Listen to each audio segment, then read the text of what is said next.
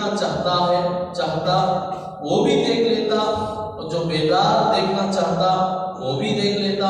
यानी आप सल्लल्लाहु अलैहि वसल्लम रात में सोते भी थे और नमाज पढ़ते भी थे। न तो आप तमाम रात सोते ही थे और न ही तमाम रात ही नमाज में गुजारते थे। गर्ज़े के तमाम उमूर में आपका अमल औसत दर्जे का था, न ज़्यादा था न कम था। हुज़ूर अकरम सल्लल्लाहु अलैहि वसल्लम को सोते हुए भी सहाबा देखे, रात को उनको नमाज पढ़े से भी देखे। पूरी रात नमाज पढ़ लो, वो दिन में ढीला होता, कंपनी क्या बनाया, पूरी रात नमाज पढ़ा अंते होता नहीं, फिर जोहर छोड़ा, फजर छोड़ा, रसों को कंपनी से निकाल छोड़ते। क्या करते हैं, जब तहज्जुद पढ़ लो तो सोलह करो, वहाँ लज्जा हमें दूसरे दिन ये भी करना वो भी करना।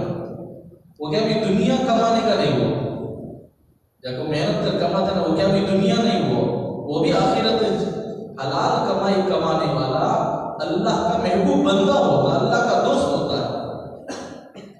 अल्लाह के नबी ने फरमाया अल-कासिबु हबीबुल्लाह, जो मेहनत मजदूरी करके कमाता है वो अल्लाह का दोस्त है। क्या है उन्हें, अल्लाह का दोस्त है।